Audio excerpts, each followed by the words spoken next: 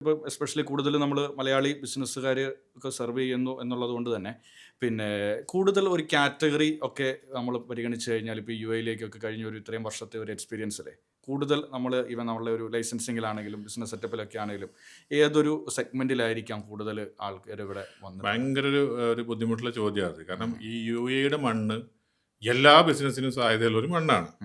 അപ്പോൾ പല രീതിയിലുള്ള ആളുകൾ നമുക്ക് വന്നുകൊണ്ടിരിക്കുന്നതാണ്. ഓരോ ദിവസവും വരുന്ന എൻക്വയറീസ് ഞങ്ങളുടെ ഇപ്പം സോഫ്റ്റ്വെയർ എടുത്ത് നോക്കിയാൽ CRM എടുത്ത് നോക്കിക്കഴിഞ്ഞാൽ കാണുന്ന പിന്നെ എൻക്വയറീസ് നോക്കിക്കഴിഞ്ഞാൽ ഒന്നൊന്നിനോട് ബന്ധമൊന്നും ഉണ്ടാവില്ല. പലതരത്തിലുള്ള സാധ്യതകൾ തേടി വരുന്നവരാണ്. ഇപ്പോൾ പ്രത്യേകിച്ച് ഈ അടുത്ത കാലത്തായിട്ട് നോക്കുകയാണെങ്കിൽ ഈ ഫോറക്സ് ട്രേഡിങ്ങിനായിട്ട് ഒരുപാട് എൻക്വയറീസ് വന്നു തുടങ്ങിയിട്ടുണ്ട്. ക്രിപ്റ്റോയുമായി ബന്ധപ്പെട്ട് വന്നിട്ടുണ്ട്.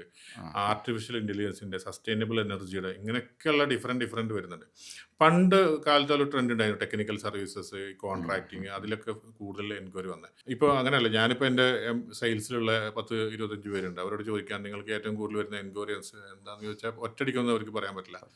അല്ല, ഞാനത് ചോദിക്കാൻ കാരണം ഈ മാർക്കറ്റിന്റെ പൾസ് ഒരു പരിധിവരെ ആ എൻക്വയറികളിൽ നിന്ന് നമുക്ക് മനസ്സിലാക്കാൻ പറ്റുമല്ലോ സ്വാഭാവികമായി. കാര്യം പുതിയത് എന്താണ് ഈ മാർക്കറ്റിലേക്ക് വരുന്നത്. അത് കുറച്ച് കാലങ്ങൾക്ക് മുമ്പ് വരെ റിയൽ എസ്റ്റേറ്റ് ആയിരുന്നു. റിയൽ എസ്റ്റേറ്റ് മേഖലയിലേക്ക് കണ്ടമാനം എൻക്വയറീസ് വരികയും ഞങ്ങളും തന്നെ റിയൽ എസ്റ്റേറ്റുമായി ബന്ധപ്പെട്ട പരസ്യങ്ങൾ ചെയ്യുന്ന ഒരു ട്രെൻഡ് ഉണ്ടായിരുന്നു. കാരണം ഏജൻസികളൊക്കെ കുറേ ഉണ്ടാക്കുന്നുണ്ട്.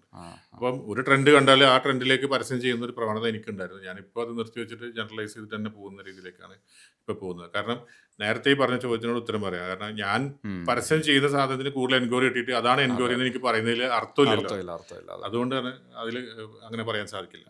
ഇപ്പോൾ ഈ ക്രിപ്റ്റോ അല്ലെങ്കിൽ ഈ ഒരു AI റിലേറ്റഡ് ആയിട്ടുള്ള കമ്പനികൾ ഒരുപാട് വരുന്നുണ്ട്. അതിൽ തന്നെ AI ഡിസൈൻസ്, സോഫ്റ്റ്വെയർസ്, കാര്യങ്ങൾ അങ്ങനെ പഠിപ്പിച്ചു കൊടുക്കുന്ന സ്ഥാപനങ്ങൾ എൻക്വയറി വരുന്നുണ്ട്.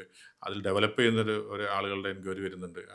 പിന്നെ അതിനകത്ത് ഇപ്പോഴും ഒരു അൺസർട്ടനിറ്റി ഉണ്ട്. എന്താണ് ചെയ്യേണ്ടതെന്ന് ആൾക്കാർക്ക് അറിയാത്ത എവിടെ എത്തും എന്നുള്ളത്. കുറച്ച് കാലം കൂടി കഴിയുമ്പോൾ അതിനൊരു ക്ലാരിറ്റി വരും എങ്ങനെയാണ്. പക്ഷേ എക്കണോമിക് ഡെവലപ്മെൻറ്റ് ഡിപ്പാർട്ട്മെൻറ്റ് ദുബായിൽ അഡ്വാൻസ്ഡ് ആയിട്ട് 3-4 ആക്ടിവിറ്റീസ് ആർട്ടിഫിഷ്യൽ ഇൻ്റലിജൻസുമായി ബന്ധപ്പെട്ട് മാത്രം ആഡ് ചെയ്തു. അത് ഈവൻ എല്ലാ ഫ്രീ സോൺസുകളിലും അത്തരം ആക്ടിവിറ്റീസ് ഒക്കെ വന്നു. അപ്പോൾ അതൊക്കെ വലിയൊരു പോസിറ്റീവ് ഇതാണ്. ഒരു മേഖല വരുമ്പോഴേക്കും അപ്പോൾ തന്നെ ഗവൺമെൻറ് അതിനോട് ഒരു മുൻകൈ എടുക്കുന്നു. അതൊക്കെ ഇവിടുത്തെ ഭരണാധികാരികളുടെ വലിയ പ്രത്യേകത.